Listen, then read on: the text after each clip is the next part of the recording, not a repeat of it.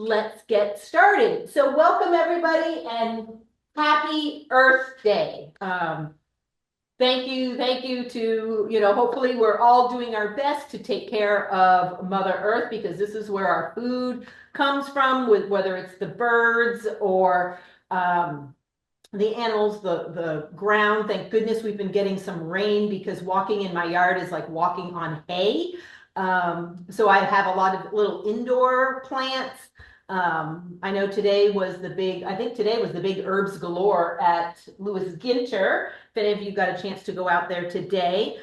I'm always really excited to collaborate with Seasonal Roots. I've been a member myself personally with Seasonal Roots for a while. The great thing about the deliveries is that I can use it for both home and for work as well.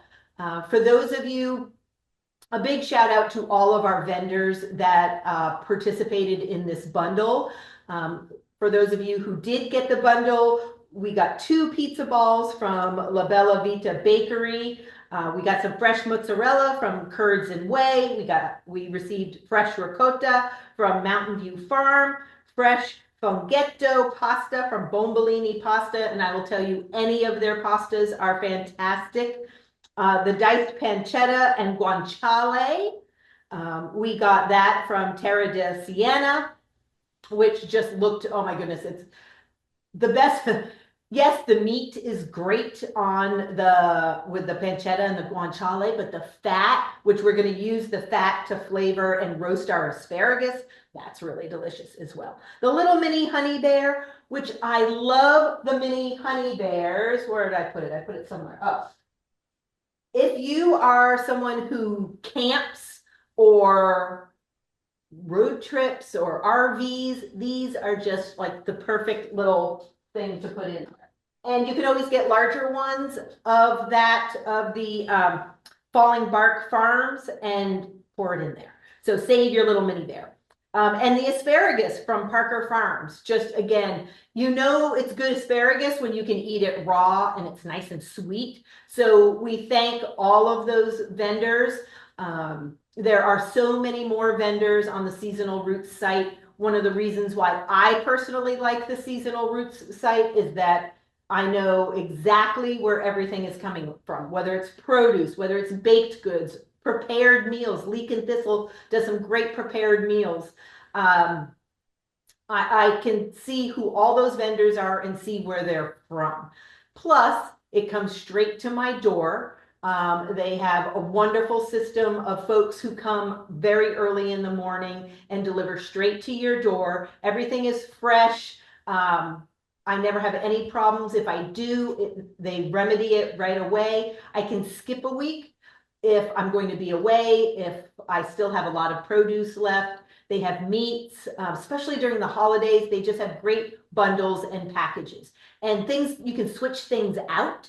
So if you said, okay, I still have zucchini from last week, you can go online and you can switch it out for something else. Farm fresh eggs. So it's really everything that you need. Milk, dairy products, baked goods, the desserts. So it's really worth it to get that membership with that code that we gave you. And you don't feel like you're forced to have one of those subscriptions that you forget you pay for that just keeps arriving, almost like a streaming service. This one you can really, really customize for yourself and what works for you. So as I said earlier, this class is for you, and I do ask that anyone put their microphones on mute, please, unless you have a question. We do have somebody monitoring our chats, but if you have any questions specifically for me, you're welcome to just unmute and ask the question. My name is Christine, and I am the chef and owner here of Mise cooking school. We're located here in Chaco Slip, right next to the Martin Agency in the little cul-de-sac with the fountain. This marks my 22nd year of offering a variety of one evening cooking classes. Last night we had a paella class. Monday we have a wine tasting class. We do cocktail classes, private events. And I've been collaborating with Seasonal Roots for a few years now. So we thought, what a great way to, celebrate Earth Day, especially with all the things that are locally made and sourced for us from Seasonal Roots. So a little bit of prep. What we're going to start with the pizzas. We're going to start first with the pizzas, and then we're going to do the pasta dish at the very end, just so you know our routine of what we're going to make today. Now, as I said to some of the guests earlier, mise en place being that French term, you want to make sure that you have as much as you can prepped. It is this one isn't too difficult, but it can be a challenge in terms of time to try and prep and get things ready while we're moving along. You just feel rushed. Now, again, this is being recorded, so if you didn't get a chance to actually work and cook at the same time as we are, that's fine. Follow the recipes and you'll be great. We're making pizza and pasta. So the first thing we're going to do is our classic, just simple, fresh pizza. So I already went ahead and, it's right here. I already went ahead and roasted my tomatoes. So here you can see the roasted tomatoes. I just took, and you can do it right in the pan that you're roasting in. You really don't have to put it in a separate bowl because that just means more to wash. So my oven is already preheated at 450. I know that sounds high, but we want a crispy bottom. Nobody wants a soggy bottom. So put that oven on 450. You'll only need 2 racks today to cook out all of our pizzas, our vegetables. So I roasted both the tomatoes and the strawberries at the same time. Just note that the strawberries take half the amount of time. So I just got some really nice multicolored cherry tomatoes. I cut them in half. I tossed them with a good amount of olive oil. I threw in some fresh thyme. I chopped up a few cloves of garlic, a little bit of salt and pepper, and really just let them caramelize. I mean, you can see even the caramelized bits on the end. But they're soft, and whatever you don't use, definitely store them with all of this olive oil. You can toss it in a pasta. You can toss it with some couscous if you wanted to make, say, a caponata. But these are just roasty and toasty and delicious. And they're a little sweet because they're, they caramelize. So their natural sugars come out. We all know tomatoes are a fruit. So it gets all of those natural sugars out. We have our fresh mozzarella. So this is a cheesy pizza. We're going to use a little ricotta. We're going to use some fresh mozzarella here from Curds and Whey. This we're going to slice up and scatter around our pizza. I like to add some garlic and some red pepper flakes to my ricotta. So my ricotta I have already kind of mixed up a little bit. And just mix that with some Italian seasoning.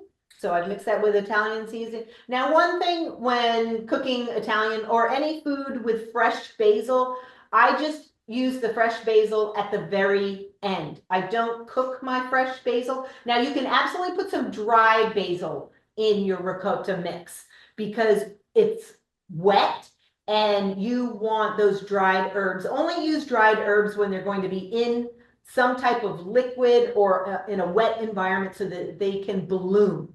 If you're just sprinkling them on top of something after it's cooked, you're doing that dish no service at all because the dried herbs taste like paper. If you have not put them in anything to bloom and to open up, then again, it's just going to taste like paper. And we did a test.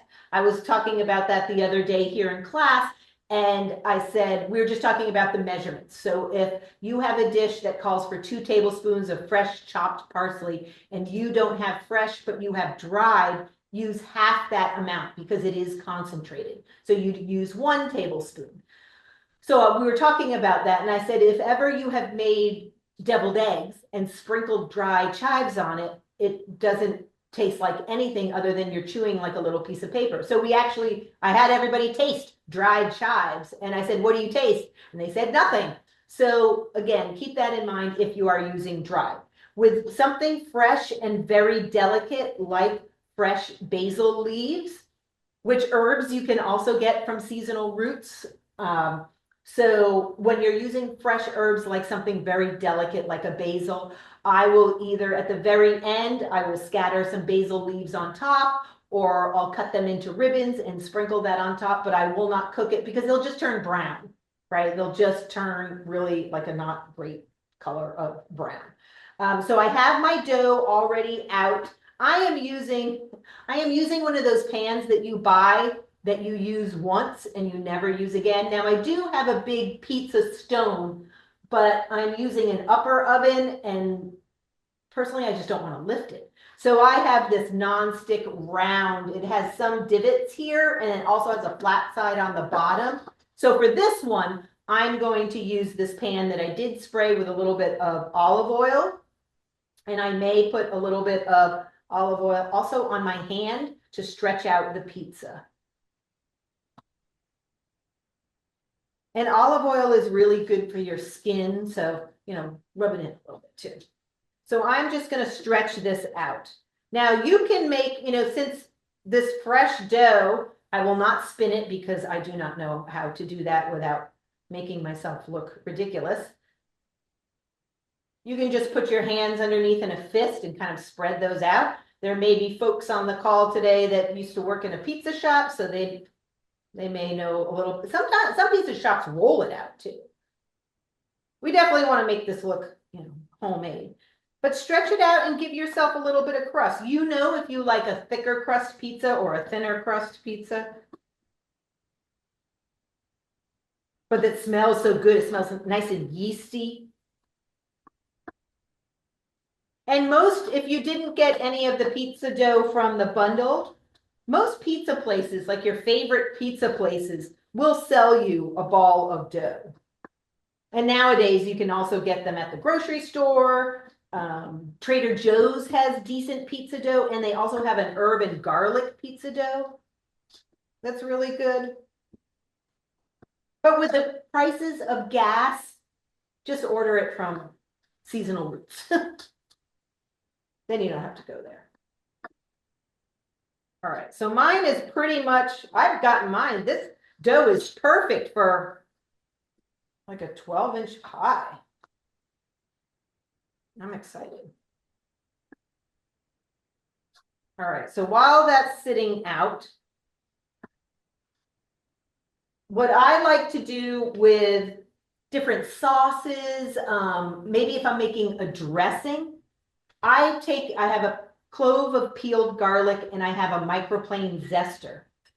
If I am going to make a dip or something where the garlic is raw, I like to grate my garlic so that it almost melts into the dish that I'm making. Nobody wants to bite into a clove of raw garlic, even if you're just at home by yourself.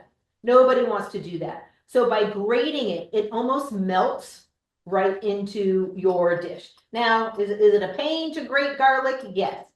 You can also use a ginger grater too.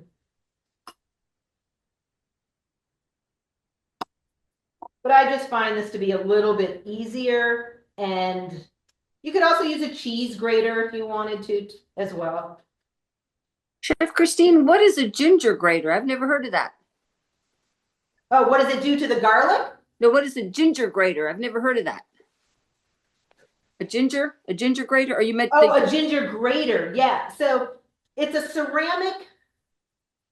You can find it in a lot of Asian or international markets. So the ginger grater, again, it's another kind of gadget. So it's a ceramic piece that has not grooves, it kind of has little bumps in it so that it kind of pulls apart the ginger away from the root. So again, it's another, you can use this. Use a microplane. So the ginger grater's made out of ceramic. It is. Okay, I think I've seen one. Thanks. You probably have seen one, yeah. But again, it's another tool. So I have about a teaspoon of garlic in there. I'm going to add a little bit of red pepper flakes. Again, this ricotta you can season however you want. Just be careful of certain things when you are cooking in general. Be careful of salt. You put too much salt in a dish, you cannot take it out. Which reminds me, I should probably taste this ricotta, see if it needs any salt. So I have a little bit, if you put too much heat, it could be red pepper flakes, it could be hot sauce. It could be black pepper. If you put too much of that in, it could really ruin your dish because those are things, if you put too much, you cannot take it out. Christine, Yes. how do you add thyme to the ricotta mix? Do you just literally put a whole spring in there or do you chop it up? No. So with fresh thyme, you have the sprigs, right? So what you can do right over the dish, I'm gonna get some thyme. Hold on, I'll show you. It's easy.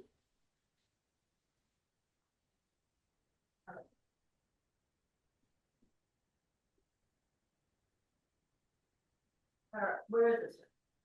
All right, so fresh thyme, you have these beautiful sprigs, right? You have one sprig. So, and all the leaves point up.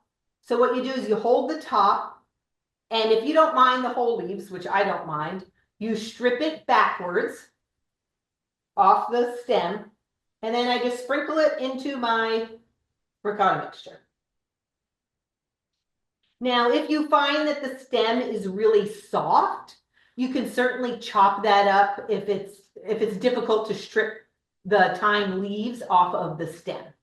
What we don't want, obviously, is a woody stick, just like in rosemary. You don't want that stick in there. So, but you can simply just pull it right off of the sprig. So you have some fresh thyme sprigs.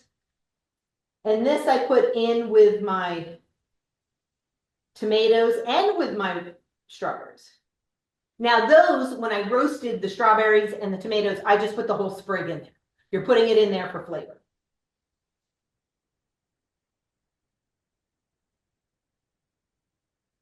Let me stretch this out a little more. All right, so I have my mixture. I like the saltiness. There's not a whole lot of saltiness. It has just the right amount of garlic. So this is just, now this is, I will tell you, in the bundle, I divided the ricotta. I half for the dessert, half for the pizza.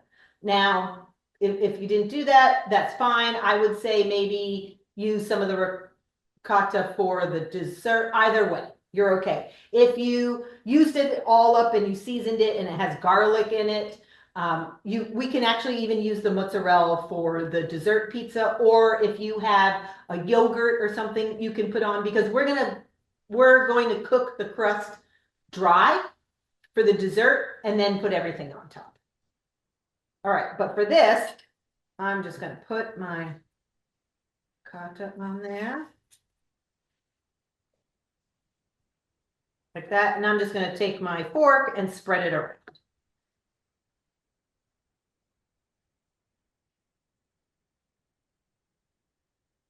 By not doing this at home, I get to have the whole pizza. Although they do expect me to bring some home.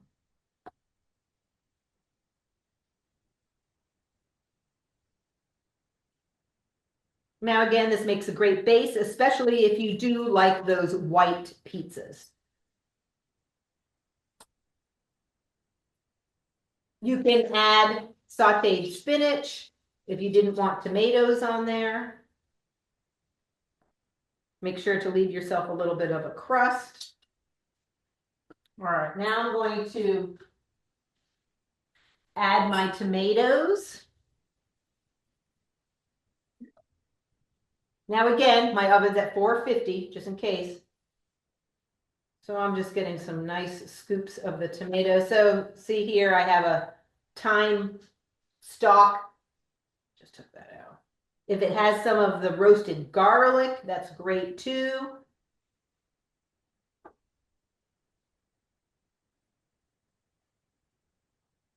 And there's so many things you can do with the pizza dough.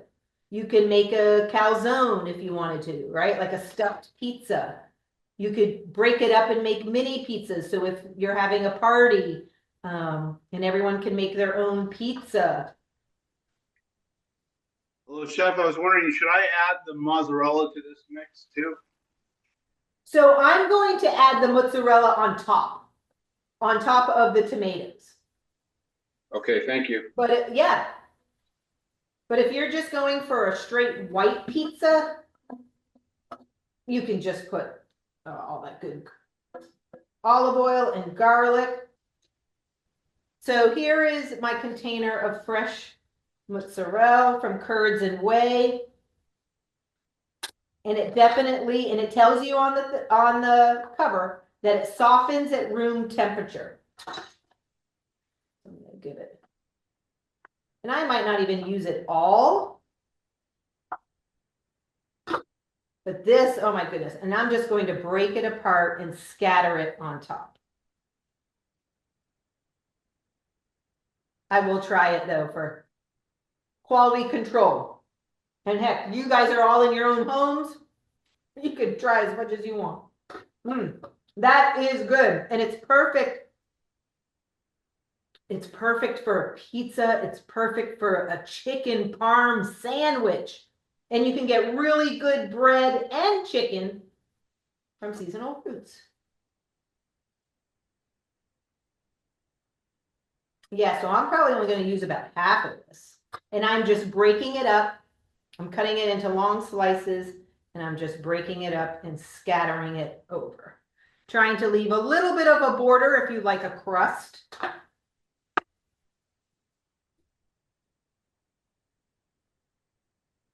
Which, Vicky, that is something that we all in my house have to watch for, is if we leave a piece of crust on a plate that is low enough for the dog, it becomes her crust. Before we can even blink. Well, she needs to eat too. Oh, yeah. All right. Yeah, so I used about half of that on my one pizza. So this is how it looks. Oh, and I am going to add a little something too. Again, you can add whatever you want to your pizza. I have a little bit of smoked sea salt. Now, if you wanted to put sauteed mushrooms and maybe you have a little bit of truffle salt, you know, you can be as fancy as you want to be. So I'm just going to put a little bit where it will make the tomatoes. And, you know, you can get the smoked mozzarella, but this is so fresh and delicious. So just this Maldon smoked salt is very, very coarse. So I only need a little bit of it. You really don't need too much salt on this because you salt and peppered the tomatoes. You have a little bit of natural salt and salinity in the cheeses. So I'm just going to pop this in the oven, and this is going to bake for about, I'm going to set it on 20 and then take a look. We want to have, obviously you want to have a nice golden crust around it. We want to see some of our cheese melting, but again, we want that golden crust, and we want a crispy bottom. Remember, no soggy bottoms. So I'm going to put that in there, and I'm going to set the timer.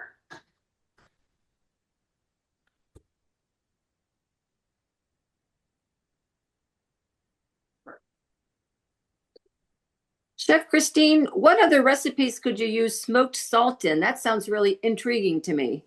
You know what sometimes I'll put smoked salt on roasted vegetables.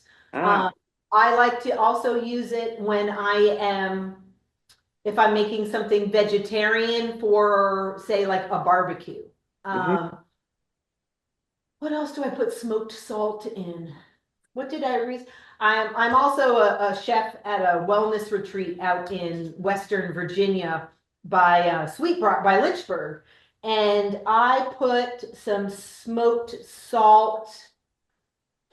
I put what did I put some smoked salt on top of? Oh, I did make some cauliflower steaks there were a couple of vegetarians, and I put a little bit of smoked salt, but in scrambled eggs, the smoked salt is really nice.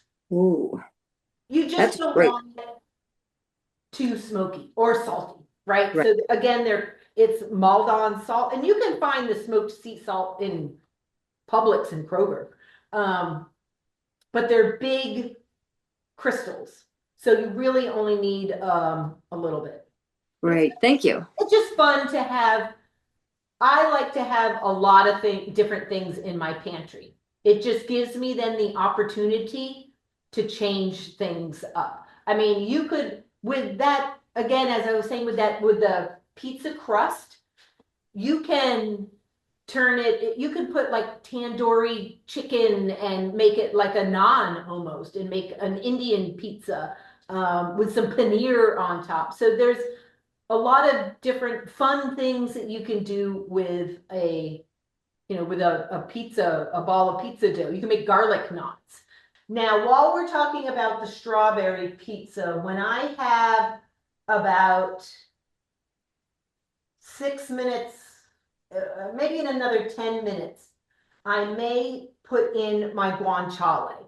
So I just kind of chopped up my guanciale. If you have kind of larger pieces, because it's a mix of pancetta and guanciale. So if you can't find guanciale, which here, if you're, most butcher shops do have it. Here in Richmond, you could go to Belmont Butchery and they sell it and they could slice it for you, or you just use all pancetta, or you use bacon. If you have thick cut bacon, that will work too. They're all different methods of curing. They're all pork products. So, but guanciale and the pancetta have nice big pieces of fat, which we'll want because we are then going to roast after we cook our guanciale and it's cooked down and it's crispy. We are going to add our asparagus, which I have already chopped our asparagus, and I'll go over kind of how to, it sounds silly, but how to cut asparagus. Then we're going to roast our asparagus in that fat from the, excuse me, from the guanciale and the pancetta. Christine, I have a question about the pizza balls again. Yes. Our pizza balls don't seem to want to spread. They just keep retracting into like a smaller circle. Do you have any tricks for that? Are they the ones from the bundle? Yes. Mine retracted a little bit, but not too much. Let's see. Our next one is the strawberry one. Have they been sitting out? Not Like, for not did for you very just long. take them straight from the fridge? Just about. So if they're cold, they're gonna retract a little bit. Let it sit out, give it a little bit of time so that it can almost not re-rise, but it does expand and soften a little bit. So even with store-bought pizza dough, you'll want to take it out like 10 to 15 minutes before you start to roll it out. Or it's just cold. That's all. It's just cold. So you can let it sit out and it should spread much better when it's more like room temperature. So you can try it that way. Thank you.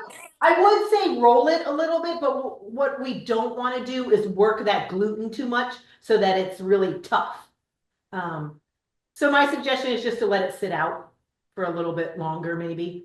Yeah, ideally you want it to be super, super soft, almost like a pillow, like just really stretchy and soft.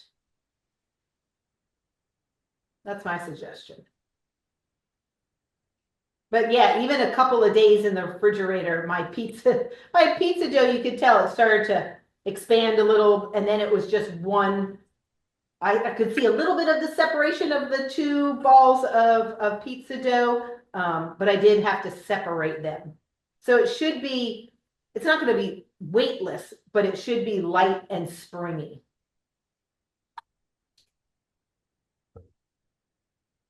And then we'll move on to the strawberries. The pizza is already smelling really good.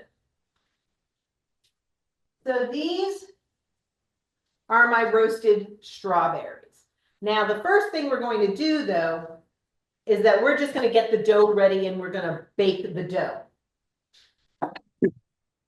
And I might put a little bit of sugar on the crust.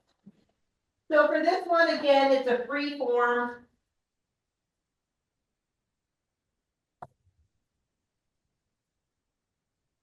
Free form dough. Put some of these things aside that I don't need. Now, again, if you're cooking with us, you may want to start to put your water on for your pasta. Again, we're doing multiple things. So in terms of timing, I already have my pasta water on low so I can bring it up high when I need to. I've cut my asparagus and I've cut my guanciale, but we'll talk about that as our strawberry pizza as the dough is cooking. Because again, we're going to bake the crust and then put all of our toppings on top. So it should feel, I have a little bit of olive oil on my hands, but it should feel very pillowy, very, very pillowy, where you can stretch it out a little bit. Now I'm just going to put a little bit of olive oil on my baking sheet. So I've lined it with some parchment paper.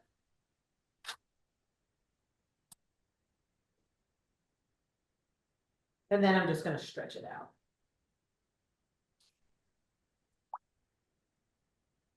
Now, if you have not yet roasted your strawberries, you can roast your strawberries and cook your dough at the same time too.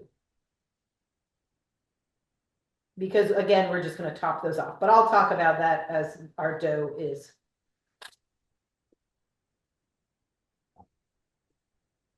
And you'll want to turn it around.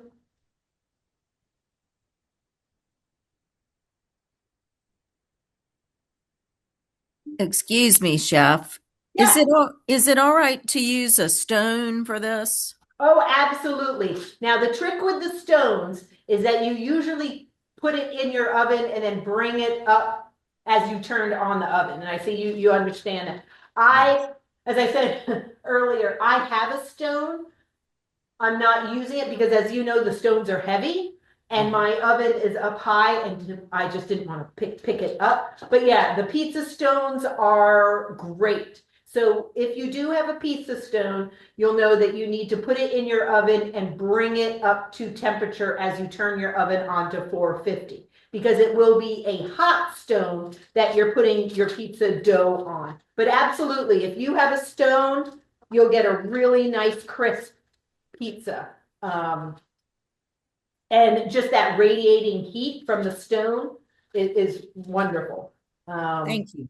Yeah, if you have an outdoor pizza oven, that's fantastic too. Now this one ball of dough is a little bit more elastic, but I just keep going around. I just keep pushing it out with this is good if you work on a computer, you can just do some of these hand exercises.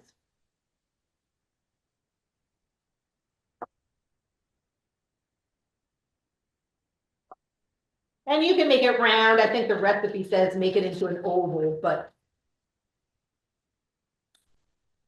whatever shape you want to use.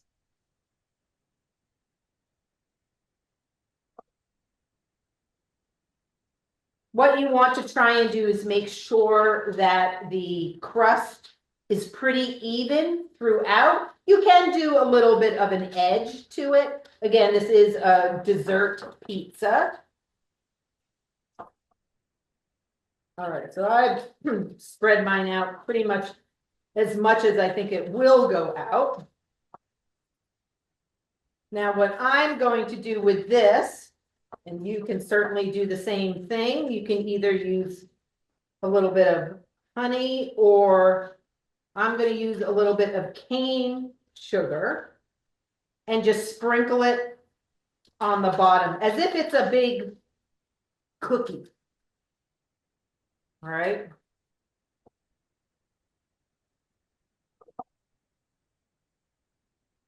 All right, so I'm going to take just a little bit of some cane sugar.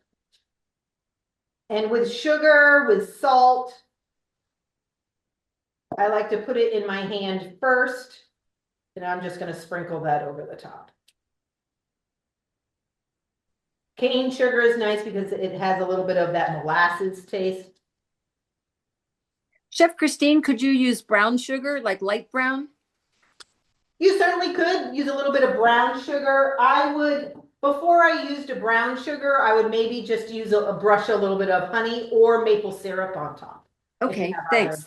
But you can absolutely do, you know, the thing with, well, with any sugar, it also has some water in it. I wouldn't want it to burn and then caramelize where it's kind of crunchy. But Gotcha. it's not going to be in there that long, so that really should not be a problem. But yeah, certainly sprinkle some brown sugar on there. Thank you. Yeah. So I'm just going to put this in the oven. Again, it's like we're making one big cookie, and then we're going to spread everything on top.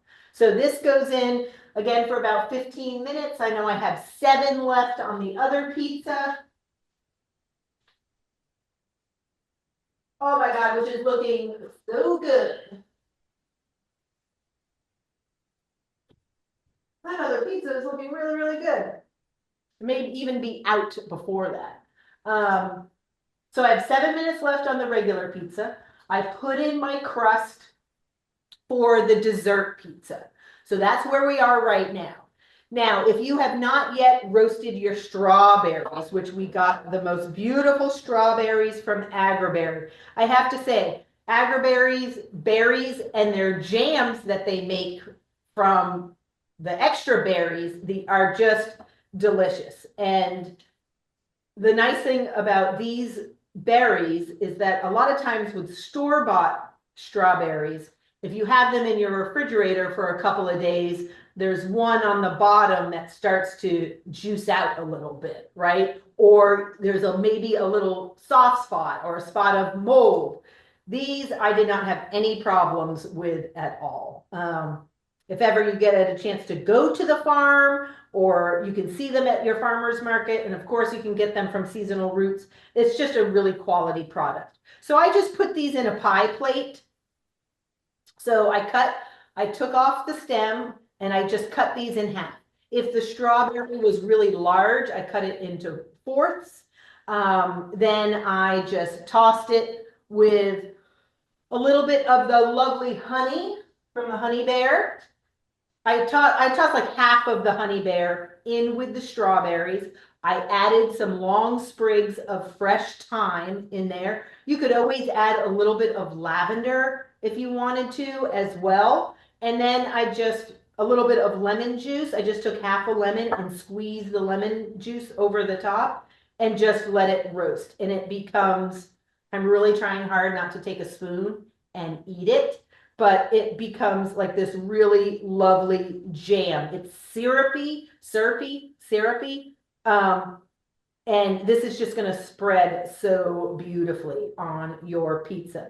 Now, you can do this with blueberries. You can do this with raspberries as well, too. The strawberries, because strawberries do have a little bit more water concentration than the other berries, this does really expels the water. And then with the honey, it makes it into a really nice syrup. So I'll wait for that to come out. In the meantime, it does say, the recipe does say to whip your ricotta until it's smooth. Well, I'm not going to turn on a hand mixer now. I'm just going to, you can always add a little bit of milk too. I'm going to add a little bit of lemon juice to my ricotta. I'm also gonna add a little bit of honey and some lemon zest. Now, before I just add this in there. A little bit of honey.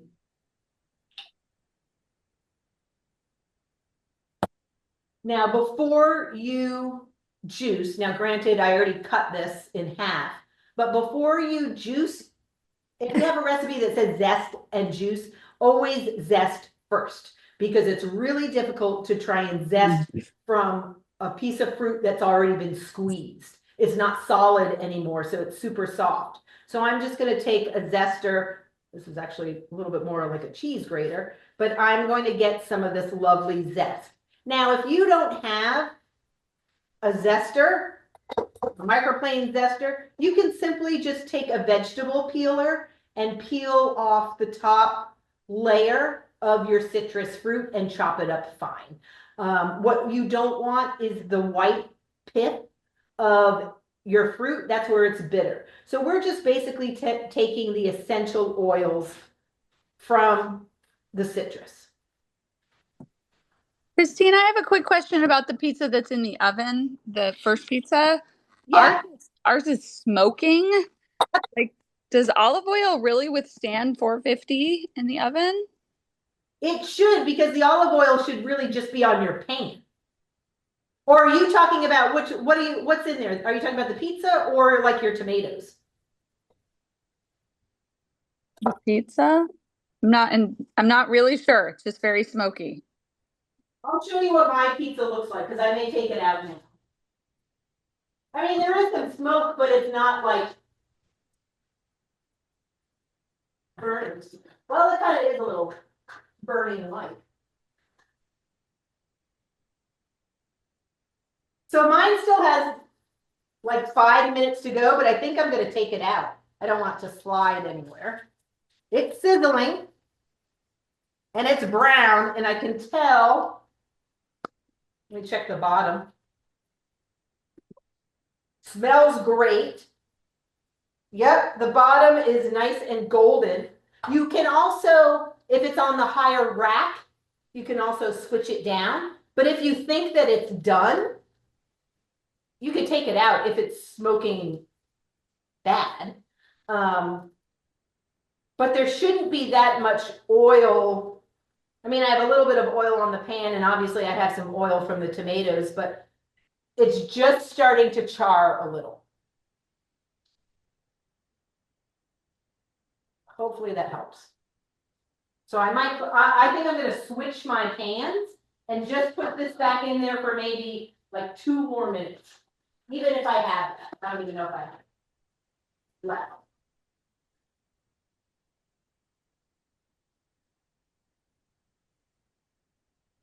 I've left it. I have 30 seconds. So I'll probably take it out after 30 seconds. And remember, your cheese, none of us ever want to take a bite out of super hot melted cheese. I'm sure we've all burned the roof of our mouth at some point in our lives. So we certainly don't want to do that.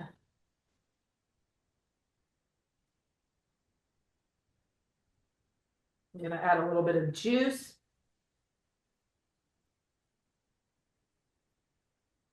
All right, so that is for the pizza. And I know I need to set the timer for another, not 55, about another 5 for the fruit pizza.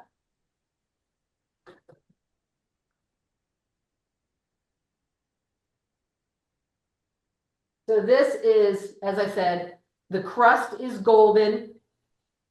The cheese is still melty, so I don't want to bend it too much. But it smells delicious. So I'm just putting it down and letting it cool. And just like a pepperoni pizza where you get the little pools of, you get those little tiny pools of pepperoni grease or oil in there, it's the same with the tomatoes, but they're juicy too. So I just let them sit. All right, my dessert pizza is already already in there for another 5 minutes. Now I'm going to digress for a moment. Now, if you already have your guanciale prepped and chopped up, and it doesn't have to be super tiny pieces, but small enough that when you're eating a pasta dish, you know, you don't have this giant piece of guanciale. If you are using bacon, you can just do strips of bacon and then we'll crumble it up when it comes time to serve. But right now I'm putting in the guanciale, same oven as my pizzas. Now that I have one out, I have room.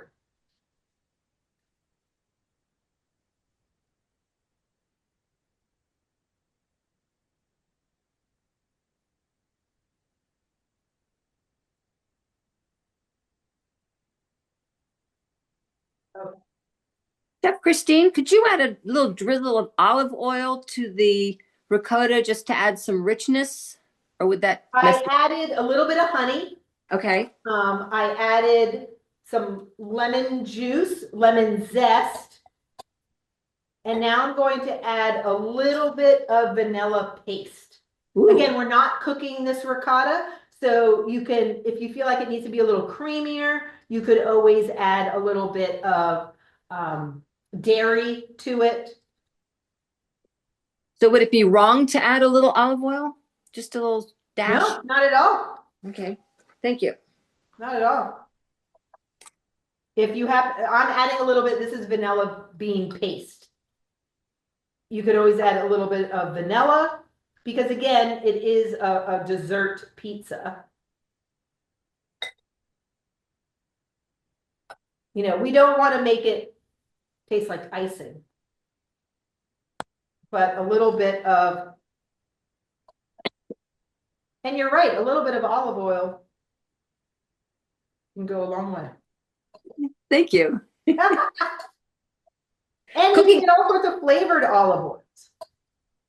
Oh, this does bring it together nicely. I love it. We're cooking on the fly. And that's what cooking is. Now, baking, we're not really baking any dessert. Cooking, as many of you know who may cook a lot at home, you know, cooking is, you can add a little bit of this, a little bit of that. Baking is chemistry, right? Baking has fats and salts and leaveners, exact measurements. So you have a lot of chemical reactions happening. So even if ever you've made chocolate chip cookies and you substituted baking powder for baking soda, you get a different type of cookie. One can be higher, one can be flatter.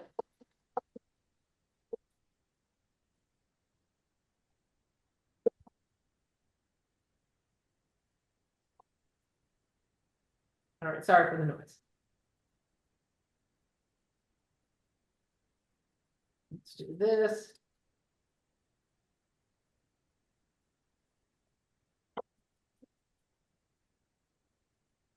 So now I have my ricotta mixture.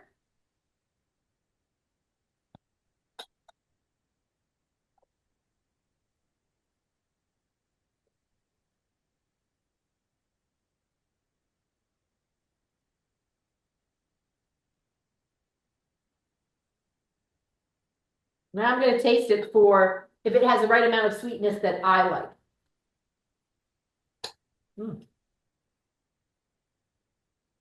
It's good. I may add, I think I'm going to add some of this strawberry syrup to it because naturally the ricotta, it has a little bit of saltiness. That's how they make the cheese,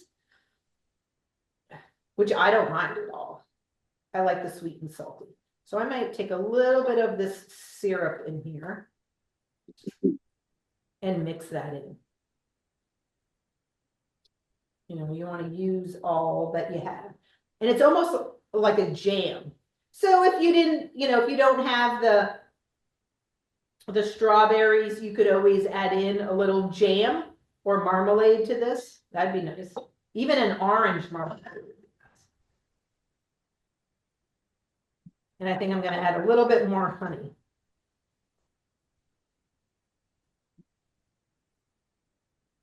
Because I like it a little sweet. But the strawberries are nice and sweet.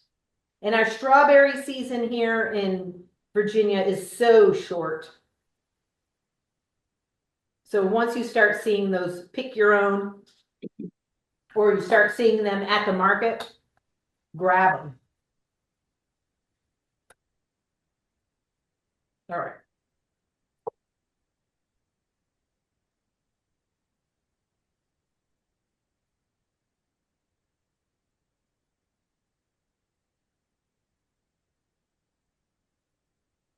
All right, so those are my toppings. So I'm gonna put those aside for now.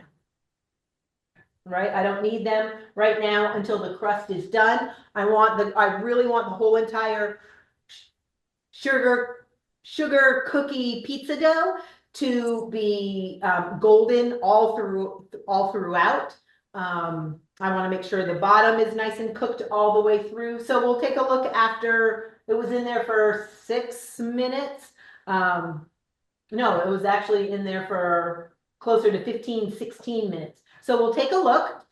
We always want it to cool because we don't want to put our ricotta mixture on a hot piece of dough and then just have it melt all over the place. We want to let that cool, and it will continue to crisp as we let it cool.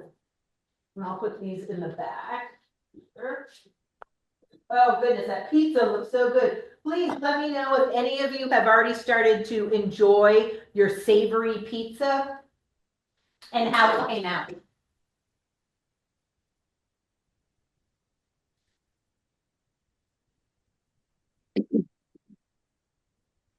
All right, so by now you should start your water for the pasta. This is a nice dish because you can do everything in one, all the pasta and the sauce in one pan. But I think for us, I'm gonna do it separately. All right, how's my guanciale? So I know it's melting. I've got some fat on there, but I'm not done cooking. I'm not done cooking it.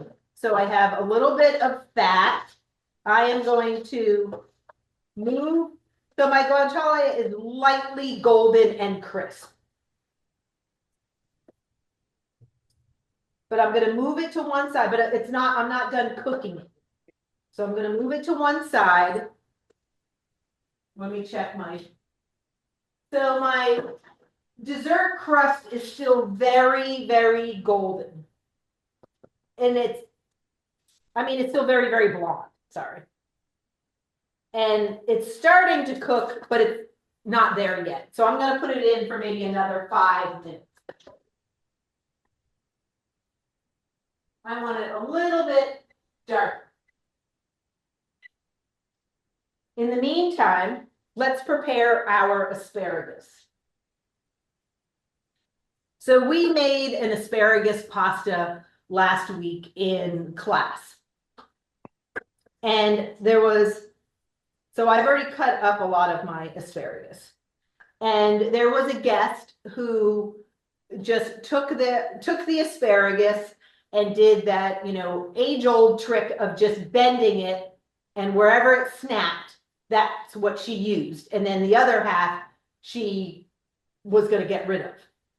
And I asked her, I said, please don't do that. One, you're wasting a lot of asparagus because really it's just those ends that you see maybe a little purpley, maybe a little brown.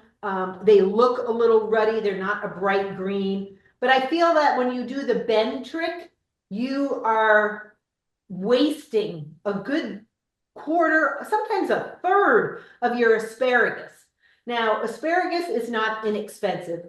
I have a small patch of asparagus at my house, and it comes up very sporadically. So this is a vegetable of a lot of love, and someone is really watching and taking care of these beautiful asparagus stalks.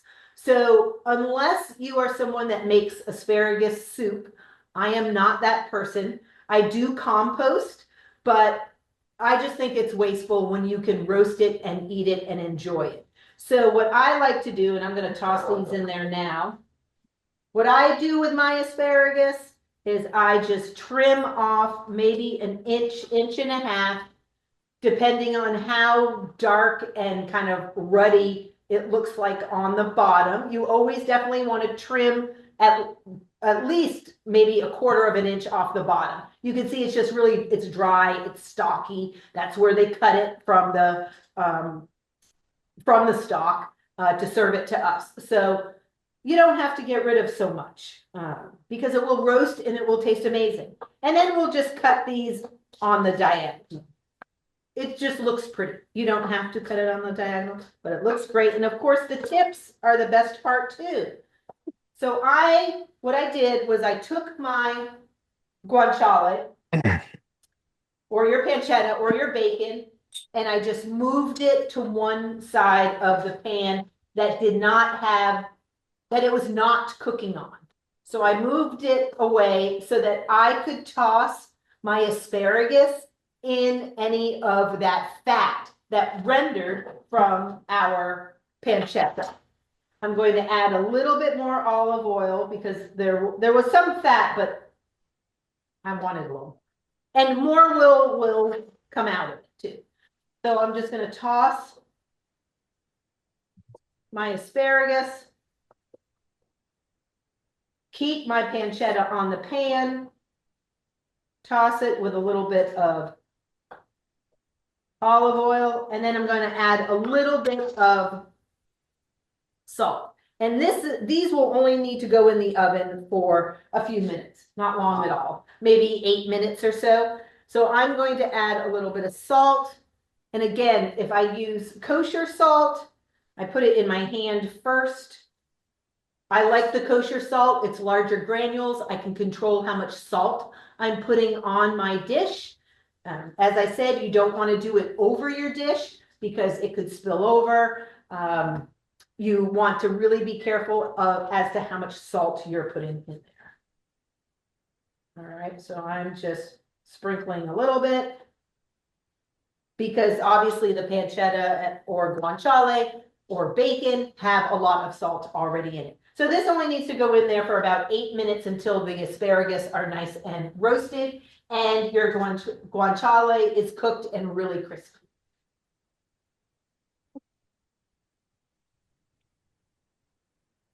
All right, let's take a look at this sweet pizza dough.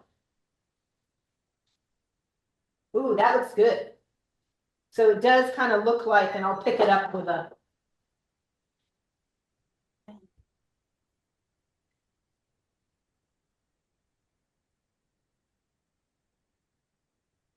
So let me pick it up here.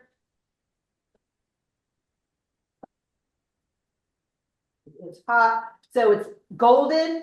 It'll be nice and soft, but it's not doughy, right? Nice and crispy on the bottom. My sugar has melted just so slightly, which is great. Oh, it looks good. Smells good too. Chef Christine, should the dessert pizza be on a rack when it comes out so it doesn't get soggy, or you could just leave it on the thing there? I'm just going to leave mine on the parchment. You can certainly put it on a rack, but it's, it's pretty thin. Right. So I actually might put mine in there for like 2 more minutes because it's a little bit, it won't necessarily be crunchy like a cookie. It'll be a little bit soft, but I don't think we need to put it on a rack. Okay, thanks. Sure.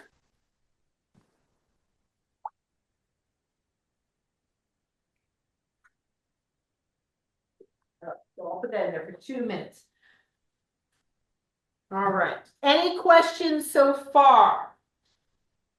Now I'm going to do my sauce in a separate pan just so that we can do it together. Now for the sauce for our pasta. So I've got my water going.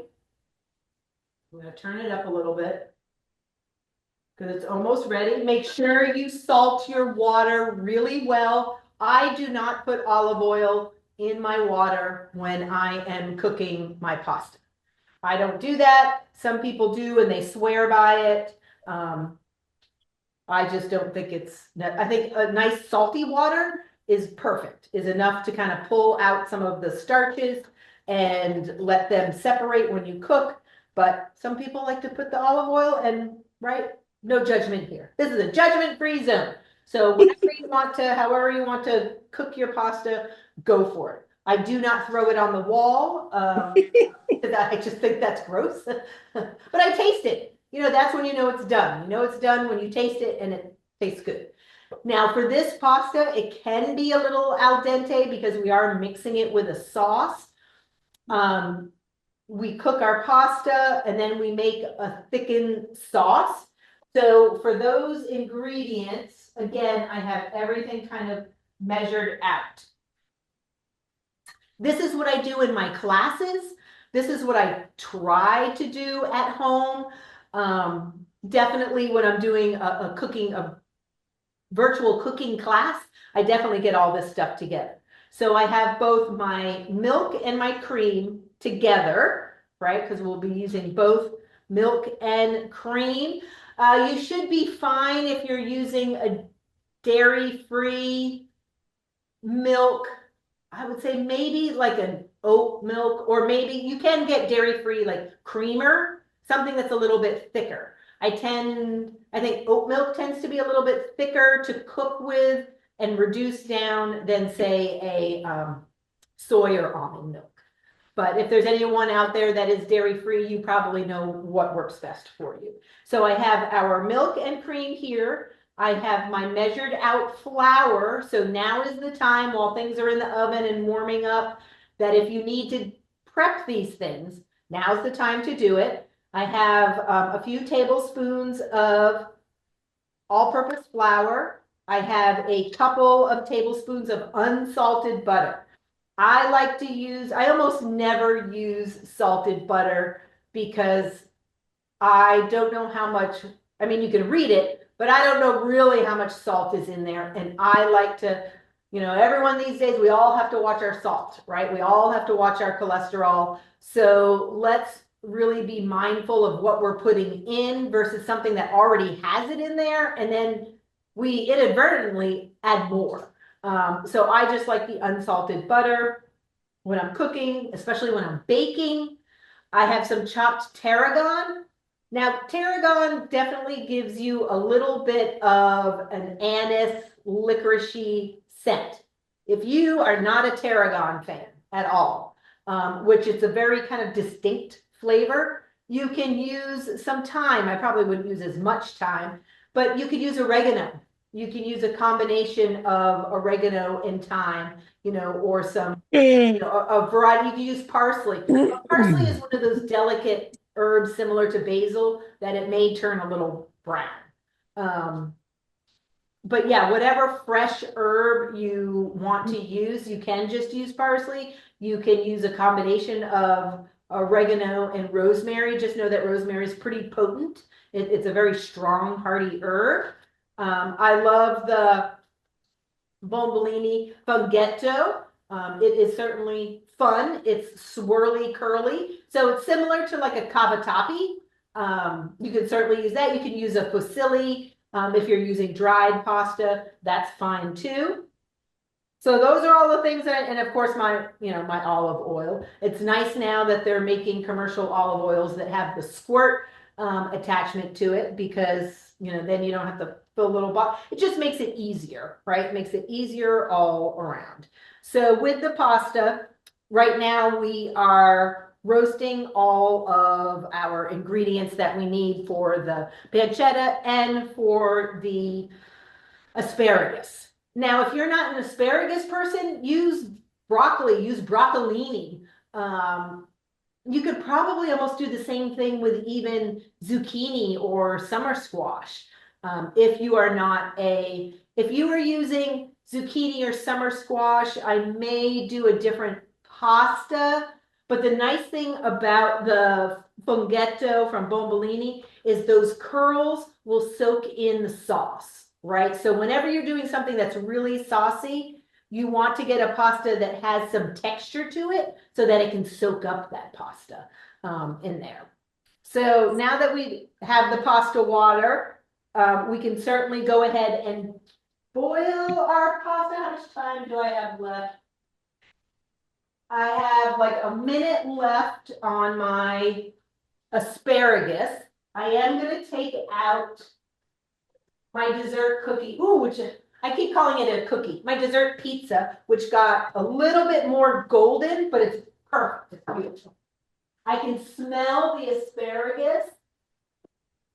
I will put this in for the rest of the time, but everything is getting crispy. I'm gonna take an asparagus and see where, if I need to cook it for a little bit longer. You know, you want it cooked. You don't want it soft. You don't want it to be a really brown green color as if you bought a can of asparagus. And that is, again, some nice sweet asparagus. So for our dish here, we have our boiling water for our pasta.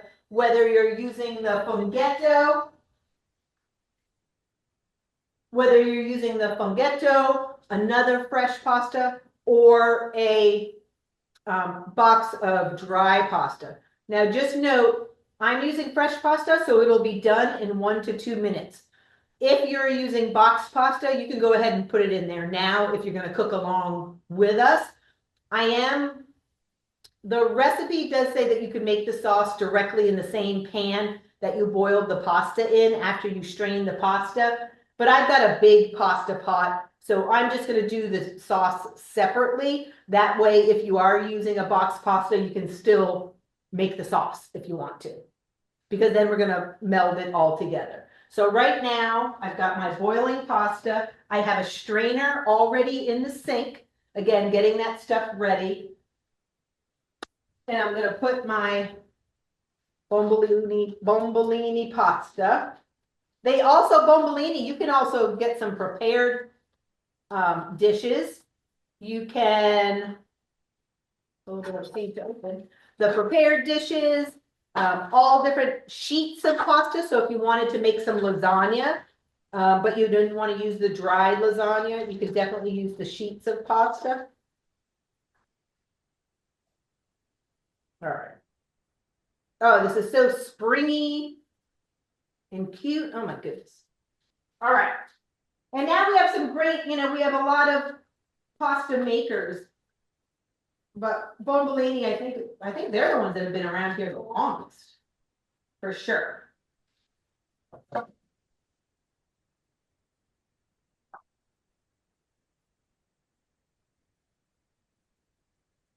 And there's really nothing like a fresh pasta dish. So I'm just going to give them a stir and set my timer. Really, once they start to float. And I let them cool down. Oh, and the pancetta is nice and toasty. All right, now the best part. Again, it's nice and cool outside. Now I can shut off the oven. I don't need the oven.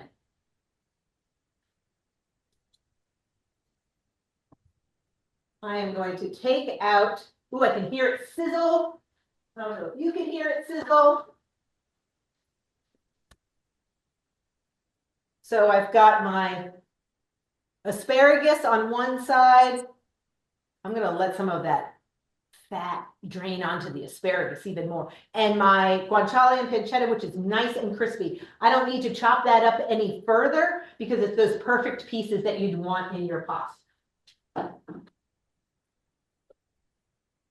All right, so I have those all together. I'm going to give my pasta a stir. I'll also take a taste. And again, it's in this really big pot, so I wanted to make the sauce a little smaller.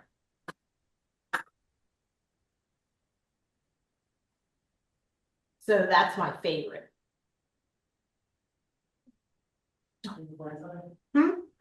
I am. Sorry, Is there anything I can help you with? I was just curious about the place that I can eat. That was Yeah, go on to the website and you can see all of our classes. Take care. Thank you. Have a great day. You too. Trying to figure it out. No, you're fine. Oh, also, the gentleman who just came down here had a bag from Fountain Bookstore. Today is Independent Bookstore Day. So if you get a chance, Fountain Bookstore, which is right here on Cary Street, right around the corner from me. They have a great website, so you can certainly look on their website if you are in need of any books. I know there's Mother's Day coming up, Father's Day. I have some May birthdays, so I already have a list of books that I think I'm going to pop over there after this class. But yes, if another thing in addition to this week's Earth Day is today's Independent Bookstore Day. So if you get a chance, find your local bookstore or at least order something from your local bookstore, because boy, we've got to keep those bookstores around. Because we know the big box ones will probably always be here. As long as they have a coffee shop inside, they will stay open. All right, this is so fun. This pasta is so fun. And that is done. It has a little bit of chew to it, but it's pasta, right? And there's no crunch. There's no toughness. So I'm going to go ahead and drain that. Now, when you're draining a hot pot of water, now maybe you have an insert that you can pull out, but whenever you drain it into a colander, drain it away from you, right? If you drain it towards you, all that steam is going to give you a pasta facial. That may not be something that every person wants. So drain it away from you, and we'll just keep it in the strainer.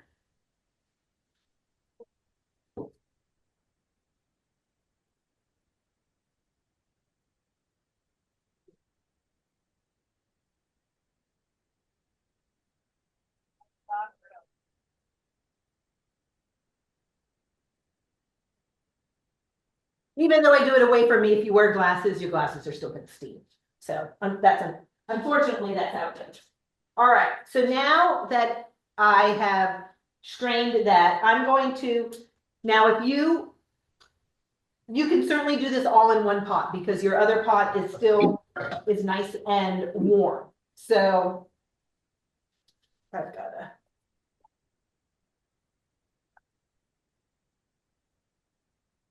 Yeah, so your other pot is already warm and you can start to melt the butter.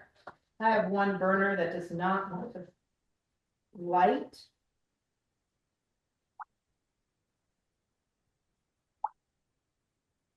Oh my goodness. Good thing I have a lighter. Until somebody moves my lighter. All right, so we'll go on to the next step.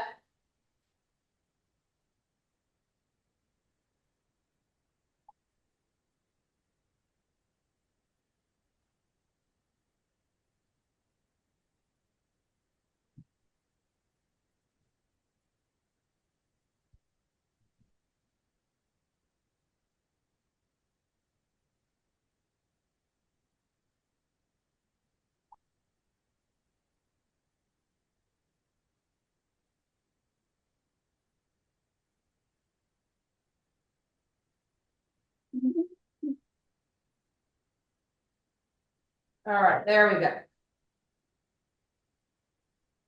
go. Kitchen challenges sometimes. Okay, so we cooked our pasta. Now we're going to melt our butter. So we have 2 tablespoons of unsalted butter. Now again, the recipe says just put it in the same pot after you've drained the pasta because it's nice and warm. I wanted something that I could at least pick up and show you. So I'm just going to melt that butter, 2 tablespoons.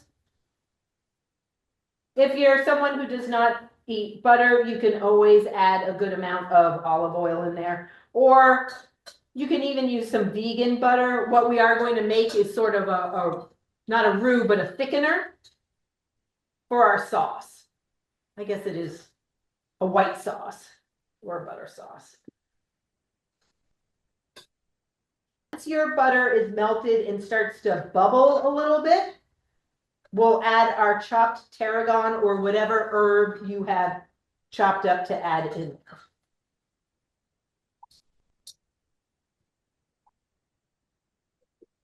All right, I'm gonna go ahead, so my butter is nice and melted, the bottom of my pan.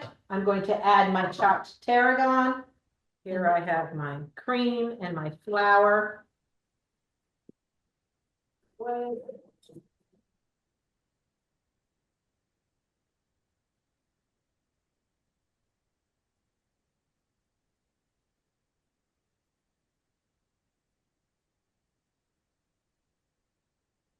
All right. Once it starts to bubble with the tarragon in there, it should just look like kind of a green herby butter.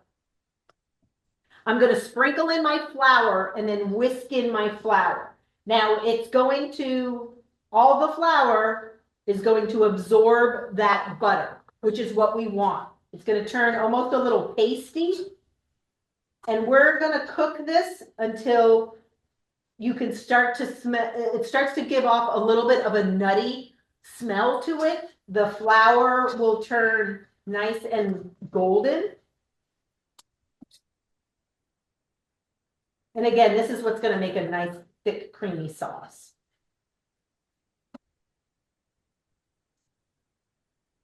So what we're doing is that we are sauteing all that floury taste out of the flour, so that you'll have a nice, smooth, creamy sauce and not something pasty.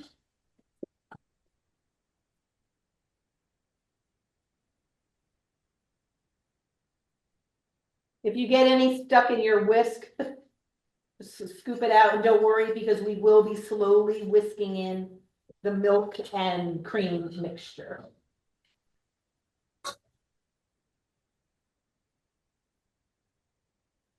Now again, has anyone tried their savory pizza? Do we have any comments, likes, dislikes? And feel free to shout it out. Anything you'd change?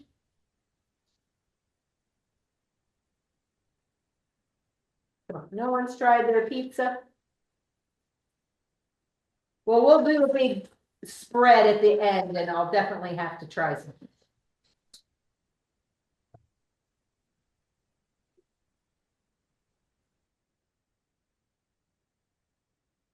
And now a lot of the pizza shops, and even at the grocery store, you can get some pretty decent gluten-free pizza crusts.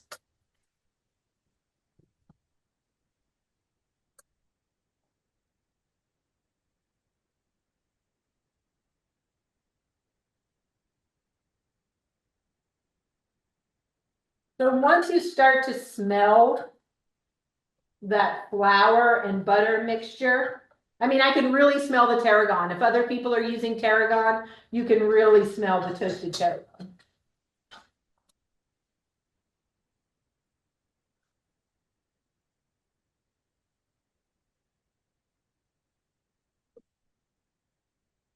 I am going to put this pizza. Let's just put the pizza right on the board. That. Put a little bit of basil there. Chef Christine, what brand of pizza pan is that? And does it have an air space between the top and bottom? So it has one side is totally flat and it's a little bit deeper. So if I wanted to do like a deep dish, and Cool. then this one has some divots. And I have no idea what is it. Cool. I want to say it's like one of those, what do they call it? The Good Cook brand. Right. It's nothing, Yeah. It's nothing fancy. Yeah, cool. Thank you. Yeah. I don't know where I got it. One place that I do like to get, oh, my butter is ready because I can smell it toast. I'll just close. One place that I do like to get fun cookware is sometimes if you go to Home Goods or TJ Maxx or Marshalls, you can find some really fun pans. Oh, yeah. I love to get, every year, my family and I around the holidays, we all make this eggnog cake. My late uncle used to make these every holiday, so now it's like a family tradition. All up and down the East Coast, we all make these eggnog cakes, and we all find different bundt pans. So they're all made in a bundt pan, and Nordic Ware has come out with some pretty beautiful bundt pans. So yeah, oftentimes those places I can find some really interesting pieces. If I want some good cast iron, depending on what I'm looking for, I'll either go to like Belmont Butchery, and Katie Hoffman and her husband refinish a lot of cast iron, or even places like Walmart in the camping section, you can get some really nice lodge pieces in there. Great. All right, so my butter, it actually looks like little golden pieces of flour and butter in here. It looks a little like I don't know, like a scrambled egg almost. So now I am going to slowly, what do I have in? Oh, I have bits of butter. All right, I'm gonna slowly whisk in. Now I have my heat on about a 6, and this is an electric cook, I mean a gas cooktop, sorry. So I'm gonna slowly add in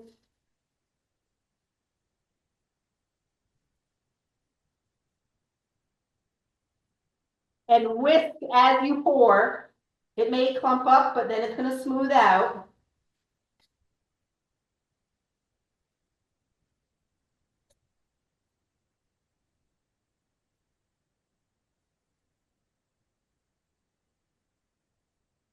All right, because we want to get all those lumps out.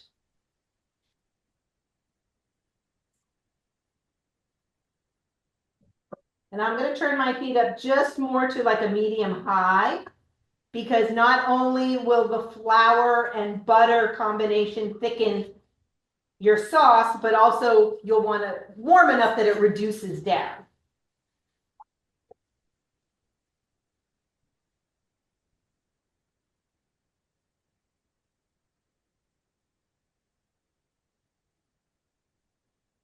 And it should come up to a simmer. But while it's coming up to a simmer, I'm breaking up any little clumps that I still see.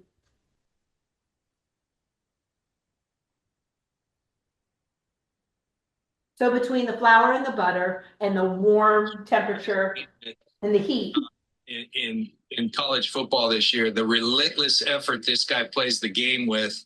It was just, I had Floyd Peters, my first I think D-line coach. somebody is Excuse me, he was our defensive coordinator at Tampa. He was an old crusty guy. Your microphone or mute on your computer. And thank you for the updates. I'm not sure what sport.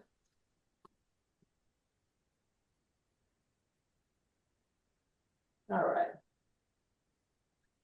Now you want it thick enough, whenever you're making a sauce like this, you want it thick enough to coat the back of a spoon, right? Or sometimes the French, they say nappe. You know, because you want a sauce that's going to stick to your pasta.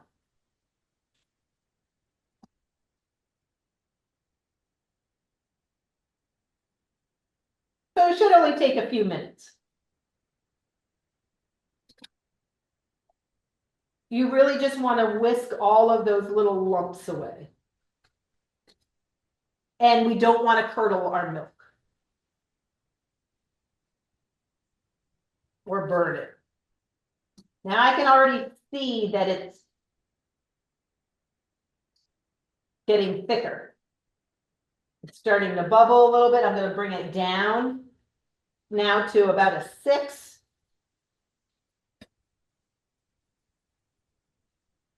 You can always take it off. So it almost looks a little bit like well, like a fettuccine sauce. I mean, we don't have any cheese in there, but like a white gravy.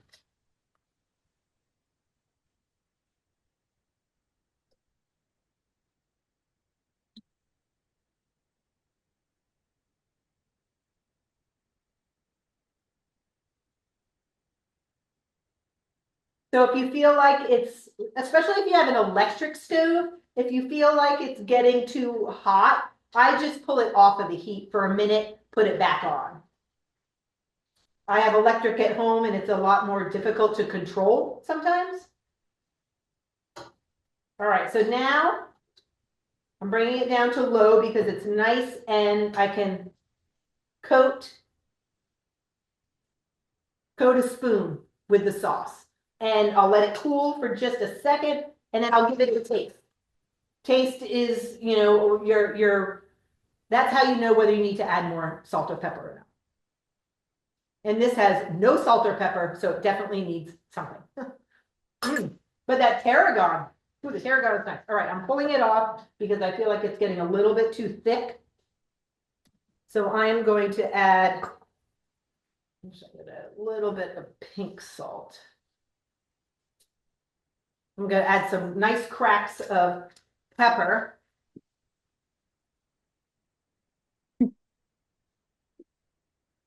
Chef Christine, what does the pink salt, how is that different in taste to the other salt? It's just a Himalayan salt. This one, pink salt, really, I feel is more of a finishing salt. It's fine. This is gonna sound strange, but I feel it's almost saltier sometimes. Yeah. But just a regular kosher salt is fine. I like to finish it with a little. It does have a little, because it's from a different region, so it has a little bit of a different taste. Salts can almost be like wines, right? They taste a lot like their region. Right. So this Morton's kosher salt, where does actually Morton's come from? That's a good question. Well, it's manufactured in Illinois, but I know that this salt is not from, I don't think this salt is from Illinois. But you have the kosher salt, you have sea salt, which is very, has a lot of saltiness, you know, a lot of saline in it. But with all salts, you just want to be careful of the amount that you put in there. So I'm going to try it again. Plus, oh, don't forget, you have a lot of salt in the bacon or in your pancetta and in your asparagus. Yeah, that's a lot of salt. I mean, not in a bad way, but you really don't need to,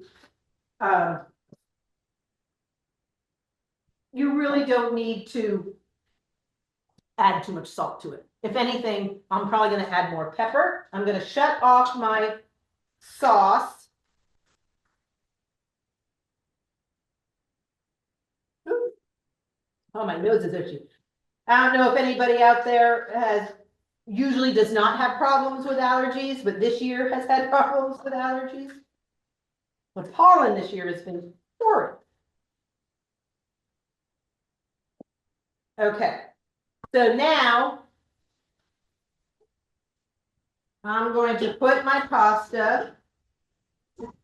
You can actually, but I need room, so I'm going to put my pasta back in its original bowl. Now, if you made the sauce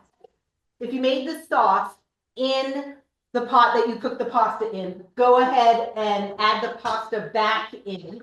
So I'm going to add this sauce now to the pasta. I'm a lefty, so it never always works with the camera. I'm going to add that nice creamy sauce. See here, it's hot.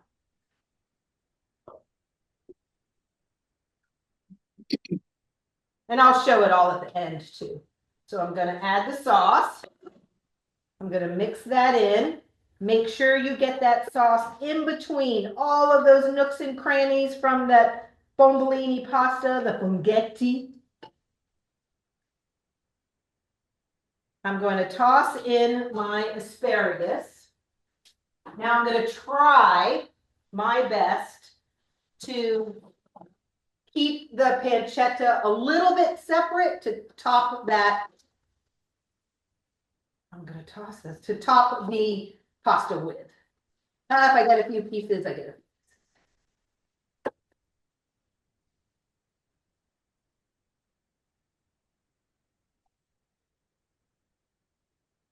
All right, so we have all of this amazing pasta. There we go. Pull this out of the way. So let's toss our asparagus, our pasta. Let's put this heat on. Everything's nice and warm.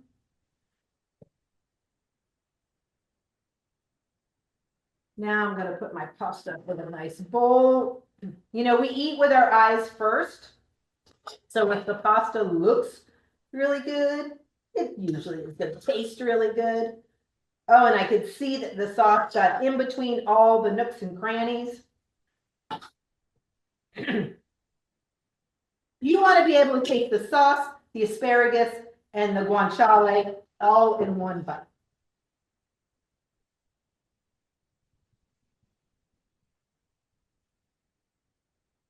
All right. Then let's take our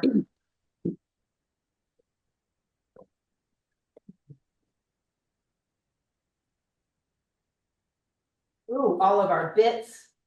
Sprinkle those on top. Now you can even sprinkle half, mix in half with the pasta, and then sprinkle the other half on top.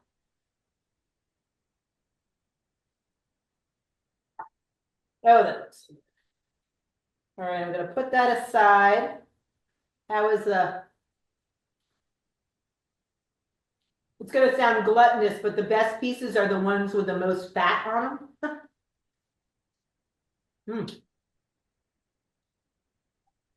Ooh, nice and salty.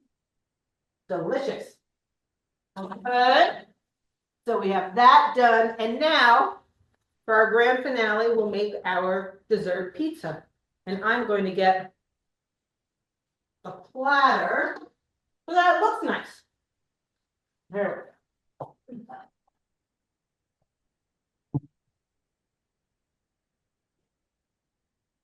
All right, so let's put this aside.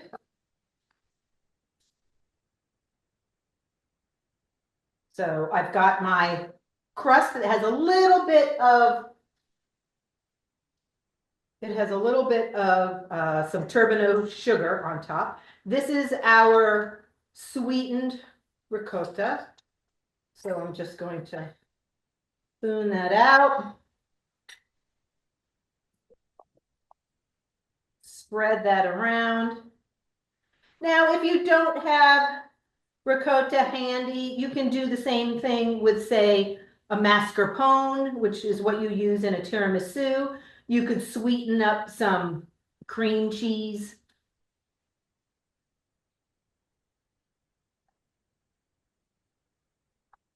There we go. All right, so I spread this all around. We still need a little bit of basil for our pizza. There we go. Now these berries. So these, again, are so delicious. So I'm going to take these berries with all the juice and all the jam.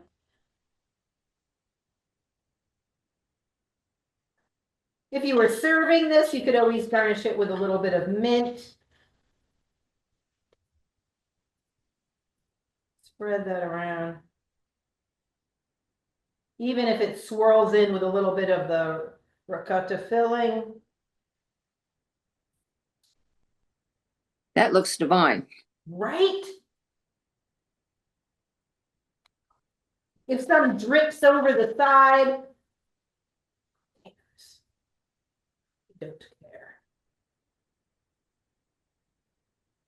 And you can always garnish it with some dry strawberries. Like you can find the dried strawberries at the grocery store. I know Trader Joe's has dried strawberries or dried berries. You wanted to sprinkle some of those on top. You could put a little bit of whipped cream, but we have that nice sweetened ricotta at the bottom there. Chef Christine, what about some basil chiffonade on the top? What about what? Say that again, I'm sorry. Could I put some basil chiffonade on the top? Oh, of the strawberry one? Yeah. Absolutely. Basil or even Thai basil or mint. Let's see. Let's do some. Now a chiffonade is French for ribbon. So I'll certainly show you how to do that, and we'll put some nice green on top of there. Because again, we'll still have the colors of Italy. We'll have the white for the ricotta, we'll have the red for the strawberries, and the green for the basil. Same thing, we have red tomatoes, we have the white cheese and mozzarella, and we have our green basil, so. And our pasta dish. So not only is this a great Earth Day using all of these great ingredients, but it's a great Italian meal too. All right, so what you do, my basil leaves are very, very tiny, but to make the ribbons, you stack your basil leaves. Again, they're very tiny because it's a little bit early for fresh basil. That and the tomatoes usually come out at the heart of the summer. So you either stack them up, if they're larger basil leaves, you can stack them up and then roll them very, very tight. These are tiny, so I'm just going to leave them as they are. Once you've rolled them a little bit, take your knife, tuck your thumb in, and use your finger as a guide to just slice these tiny ribbons or chiffonade. Always make sure to tuck your thumb in. There's nothing worse than having that thumb stick out and you almost lob off the top. Take it from me as someone who has done it a couple of times, especially at my very first restaurant job right out of culinary school. It hurts like heck and you can't get stitches over your nails. So FYI, tuck the thumb in. So now I have these nice ribbons and you can go like 6 inches over your dessert and just sprinkle those on. Basil and strawberries. Sometimes you'll see a sorbet, a basil and strawberry sorbet, which is really nice. So there are all of our dishes. Oh my goodness. So the pizza, which I'm going to have to cut soon. So we have our pizza here with just our simple pizza. So we have ricotta on here. We have our fresh mozzarella. We have our roasted tomatoes and a little bit of basil. We have our dessert pizza that I do not want it to fly with. So we have our dessert pizza with our roasted and caramelized strawberries from Agriberry. Again, our fresh ricotta on the bottom there.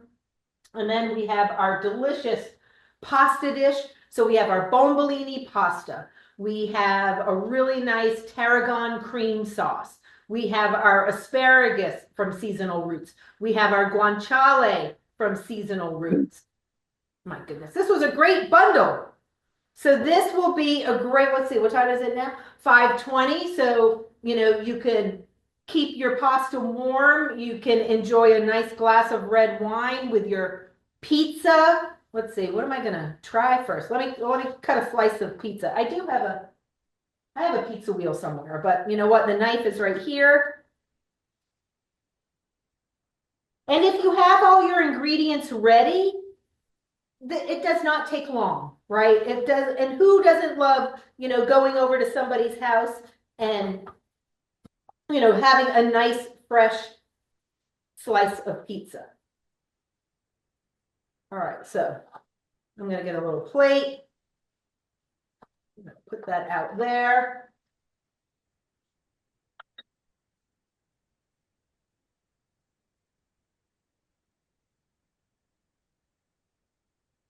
And I encourage you all to try something. I mean, if you made it. So this is a slice of the regular pizza. Now, again, has anyone tried their dishes yet? I really like the thyme on the pizza. The thyme is really nice too. My herbs in my garden, I wish I could say I was a great gardener. I am not a great gardener, which is why I have Seasonal Roots. But I do like to grow herbs and I try, right? I try and grow things. I have lemon thyme and I have oregano, and those will not ever go away, which is great. I have all those fresh ingredients.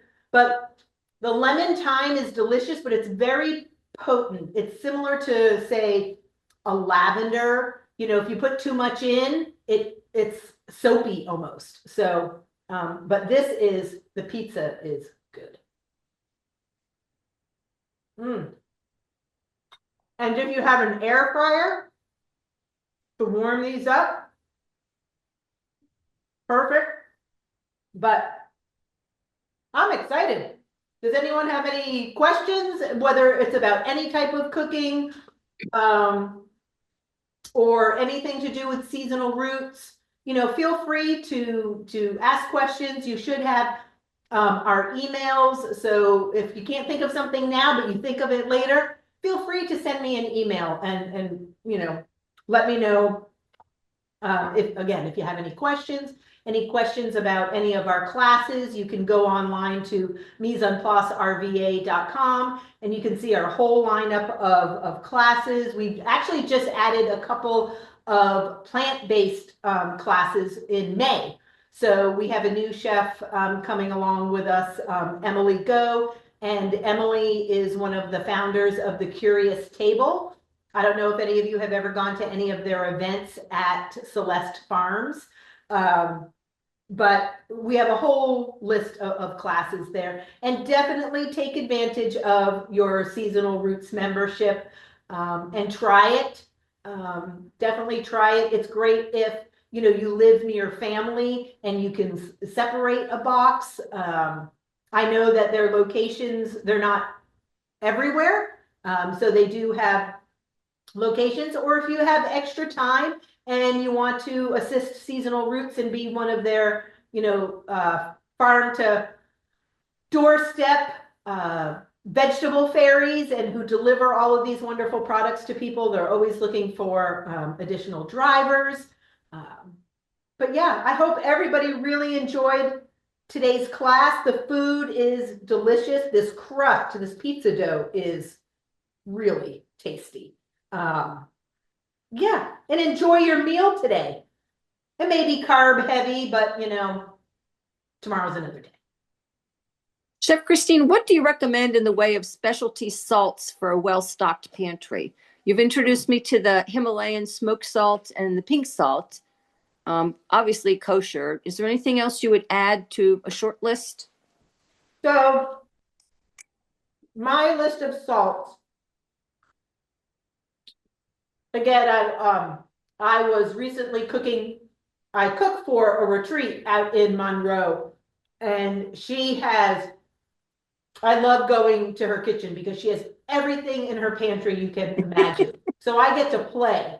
Now, of course, there are salts from all over. So I always have a kosher salt, and I always have a table salt, because table salt is great for baking, right? Unless you're making, say, a salted caramel something. If I am making, say, brownies, like dark chocolate brownies with sea salt, for that, I will use a Maldon flaky. I'll use like a flaked salt. And you can find that at Wegmans. It's like a gray sea salt and it's flakes. So if you want something where it's like a sweet and salty and you're just garnishing it on the top, I probably would not use a kosher salt. I would use something a little flakier. One, it looks kind of cool. Cool. What else do I have? I have the smoked salt. I also have, what else do I have? A lot of the salts, though, that are out there, like for everyday cooking, table salt for dessert, kosher salt or sea salt for cooking. That's like my everyday. I'll have some pink salt in a grinder, and that maybe will be a finishing salt. So maybe if something like a piece of fish needs a little bit of a finishing. The rest are kind of add-ins, like truffle salt. If you're going to make, say, a risotto, a truffle salt is really nice. It's really nice on a steak if you like mushrooms. The smoked sea salt, again, it's great if you're making a vegetarian dish and somebody wants that smoky, meaty taste to it. So a lot of the other salts are flavoring salts. So Mm. it's really like what your taste is and how you'd like to use them, but they're all used very sparingly because they can be very potent. Right. So you just want to be mindful of that when you're using them in a recipe. Great. Thank you so much. Sure. Anybody else? Anybody else trying their dishes? Come on. We're really Really? enjoying the pasta. We've never cooked with tarragon before, and we really like it. It's definitely a unique herb, right? Because it does have a little bit of that anise taste, like that licoricey taste. But I think with the saltiness of the pancetta and the guanciale, it almost adds a little bit of a sweetness to it. Yeah. So it is an interesting herb. Yeah, we really enjoy it. Good, good.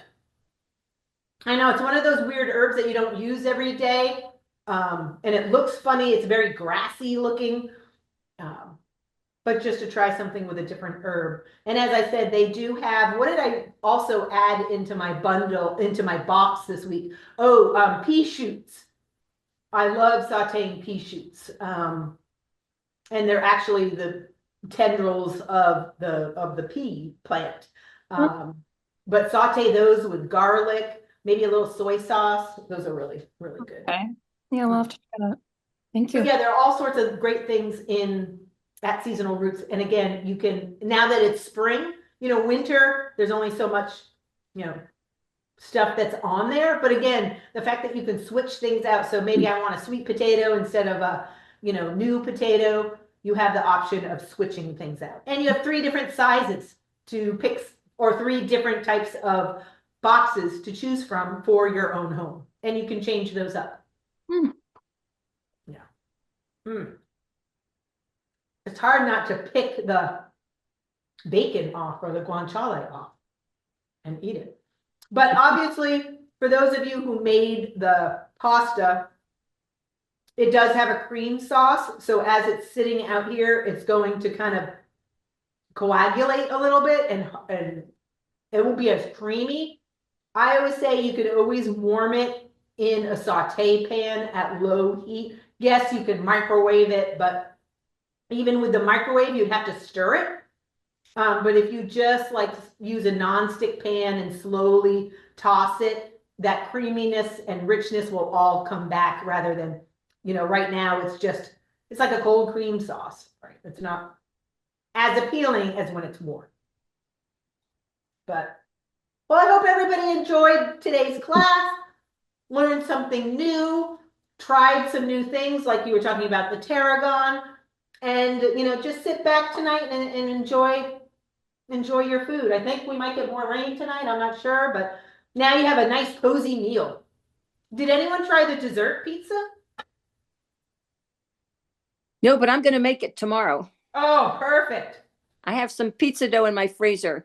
Thank you, thank you, thank you for yet another wonderful and inspiring class. I always learn several things from you. Thank you. Thank you so much. Bye. Yeah, I'm sure the smell of the bacon definitely piqued some ears. Thank you, Chef Christine.